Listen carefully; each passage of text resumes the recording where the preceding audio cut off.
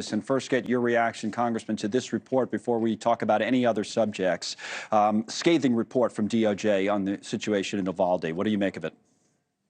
Absolutely. You know, I got three brothers that are peace officers, and I talk to them. I talk to especially my brother Martin, who's a sheriff who used to be in DPS. And I can tell you that in this type of situation, it should have been seen as an active shooter situation instead of a barricade standoff.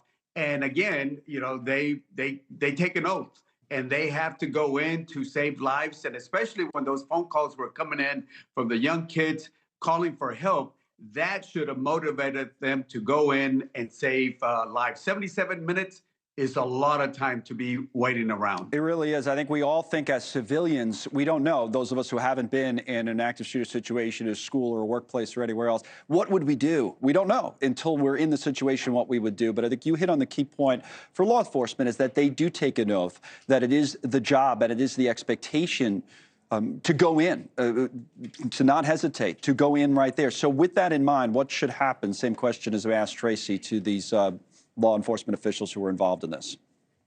Well, you know, again, we'll let the legal system go in, whether it's, as you know, there's civil, and then, of course, there's a criminal. Most of the law enforcement that I know are good men and women that do a good job.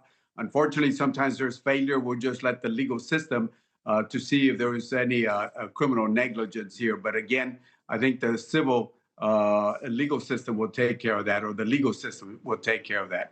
Let me switch topics and talk for a moment as well about border security, which has been a topic you've talked, given the district that you represent in the state of Texas, a lot about. Big meeting at the White House yesterday. I want to play a clip from the Speaker of the House, Mike Johnson, and also the leader of the Democrats in the Senate Majority Leader, Chuck Schumer, after that meeting. Let's listen, and then we'll talk about it. Here they are.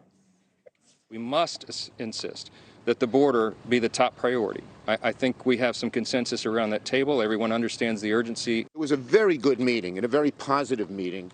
There was a large amount of agreement around the table that we must do Ukraine and we must do border.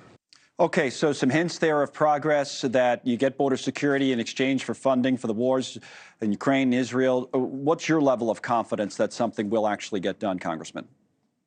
You know, it's amazing when members of Congress, senators want to get things done, we can get it done. Unfortunately, it's just been very difficult. I support Israel, I support Ukraine, I certainly support with Taiwan. But the border, they're using, our colleagues are using that as leverage to get certain things done. And again, we need to address it. But we got to come in an agreement to how we address the border. I have a lot of ideas where we ought to put funding, maybe some policy changes, but people have to get outside their comfort zones on both sides to get this job done. Give me one or two that Democrats did not support coming into these negotiations that you, as a centrist Democrat, especially one who represents the state of Texas, do think should be implemented. You mentioned those ideas. Give me one or two. Well, you know, should we look at the criteria at the very beginning when somebody's asking for asylum? You know, most of the people come in at the end of 4, 5, 6 years before they go in front of an immigration judge. They are going to be rejected at 87%. So why are we allowing so many people coming in when at the end of 4, 5, 6 years, they're going to be rejected? So we can look at some of that. We have to put money in operational capacity, and that means detain and deport the folks that don't qualify. There's a pull factor here that needs to be addressed. Okay, final thing, Congressman. I want to put up a map of Shelby Park, which has been in dispute there, Eagle Pass, Texas, and ask you about that situation, this dispute between the state of Texas and the federal government. A woman and 2 children drowned recently. Texas did not allow federal officials to enter the park, but Texas claims these migrants had already drowned before the feds requested access. Now that some time has passed, do you know what happened here? Do you have a good sense? Well, look, I'll put it this way. When the state kicked out the federal agency that has the authority to enforce immigration law, Border Patrol, and they kicked out not only the men and women, but also the scope trucks, the monitoring, the equipment that can see what's happening on the Mexican side of the river, on the river and all that, they took all those eyes away. And when the Texas Guard, under Article 32, under the governor, they kicked everybody out, they took control and command. And when you take control and command, you have to bear responsibility for whatever happens there.